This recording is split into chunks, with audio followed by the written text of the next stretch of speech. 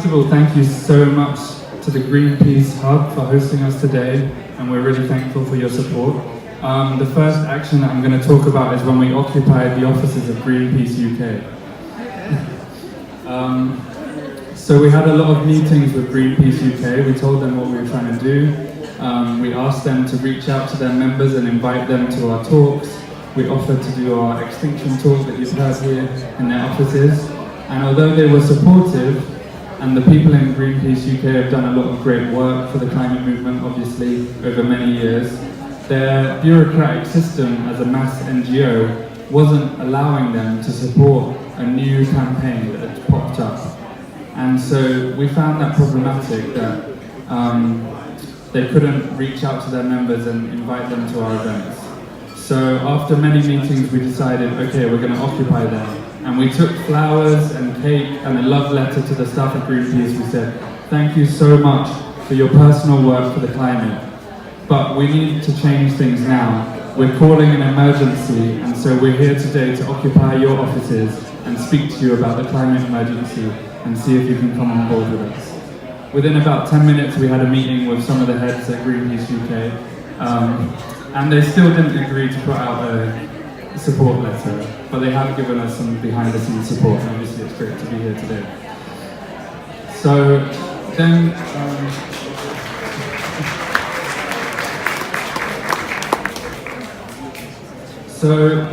then, we declared a rebellion against our government. On the 31st of October, we stood outside the Parliament in the UK, and we read out a declaration that explained why we were willing to rebel against the government and why we were going to take non-violent civil disobedience until we get a seat at the table with government to discuss our demands. After some speeches in the square, everyone on the demonstration took to the roads and blocked the roads outside the Parliament and blocked the entrances for the government who were going in and out of the building. Several people were arrested, including myself. And this was the start of our action, and as I said, the kind of media that we got that day expanded our campaign massively, and that gave us a massive boost before our week of action, which was starting a week later. So, the first day of our week of action, we went to the Department for Business, Energy and Industrial Strategy. The ministers in this department have had backroom office chats with fracking companies in the UK, and yet they refuse to go and meet the people who are protesting day in, day out at the fracking sites in the UK. They've refused to go and see the pollution that's being caused and the disruption to the traffic that's being caused by the site.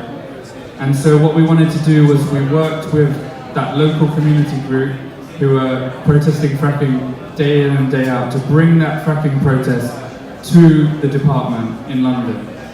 So what do they do at the fracking site? They block the gates. So what did we do at the Department for Business and Energy? We blocked the gates. We had activist affinity groups go and superglue themselves to the door, and they shut down the department for 6 hours before anyone was arrested.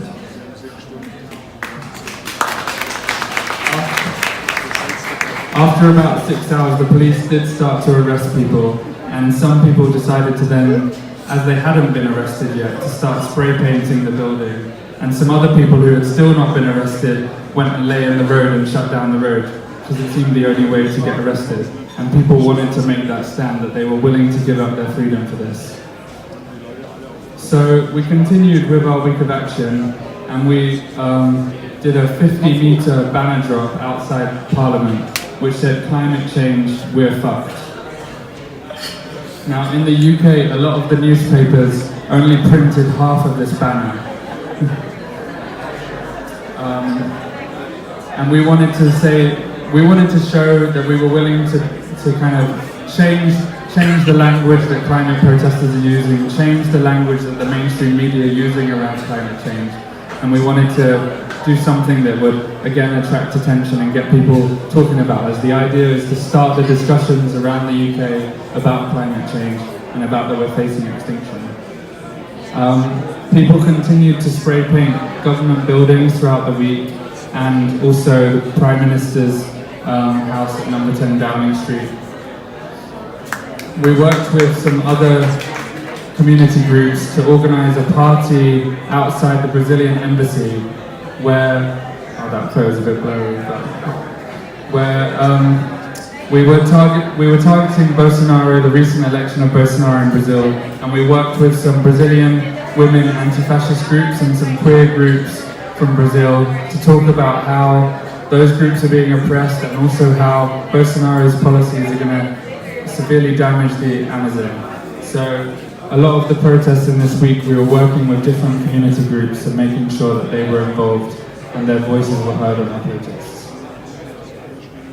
So then we had what we called Rebellion Day.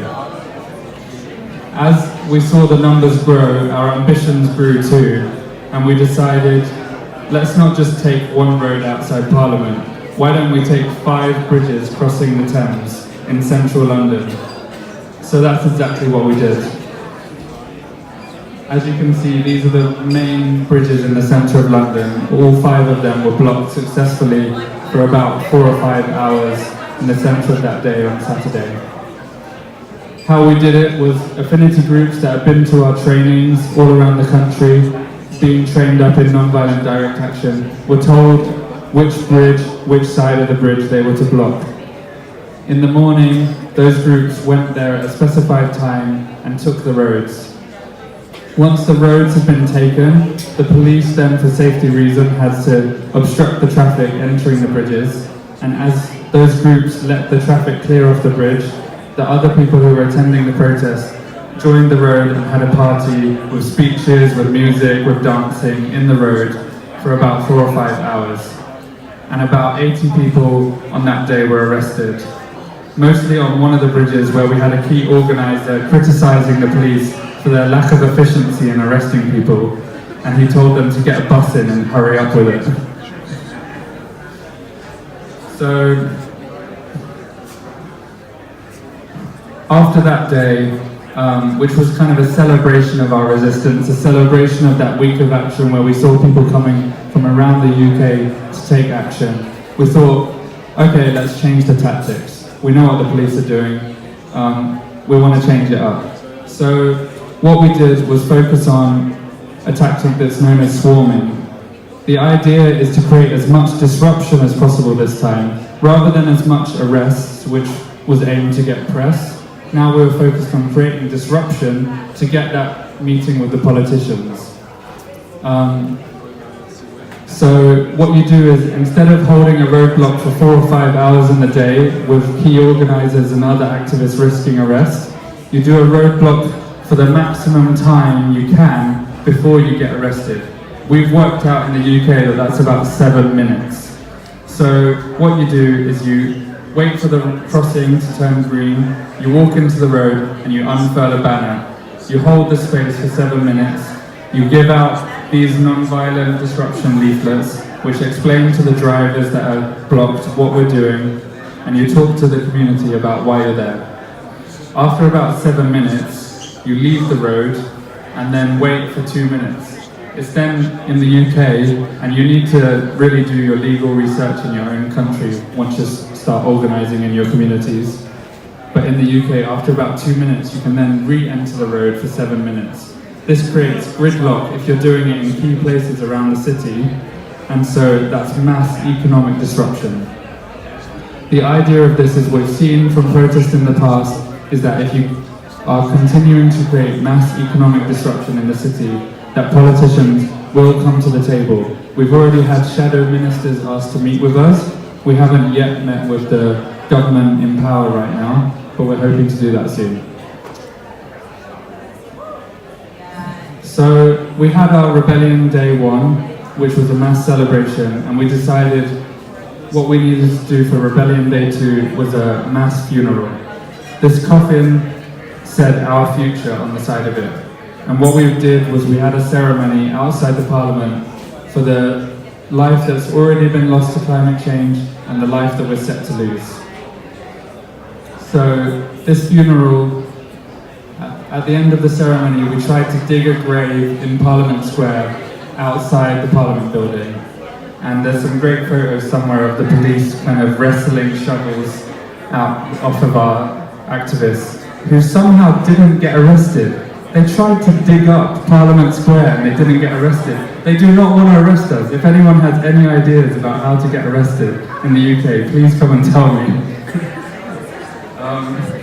So what we did instead is we took the coffin on a march to Buckingham Palace and we read out a letter to the Queen, because officially in the United Kingdom the Queen still has power to intervene in the government. And so we called on the Queen as an unlikely ally to a mass movement and asked her to talk to the politicians and tell them that there was an extinction going on and she needed to talk to us very soon. And we then left kind of all of our offerings for the life that's been lost and the life that will be lost to climate change outside her house.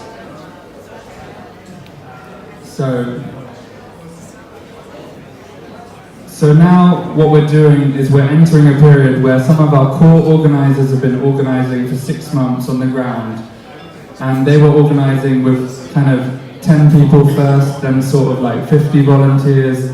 Now it's expanded to the point where we have sort of 50 full-time staff and hundreds of volunteers working for us. That's just in the UK, and groups forming around different countries and other places in the UK. So what we're saying is now is the time for those groups to get trained up to take autonomous actions and civil disobedience in their communities on the climate crisis. And then we're already announcing that on the 15th of April 2019, we're going to have an International Day of Action, an International Extinction Rebellion Day. And so as those communities take little actions and skill themselves up and reach out to their community, we're building towards a mass international day on the 15th of April next year. So thank you for listening, and after this we're just going to take some questions.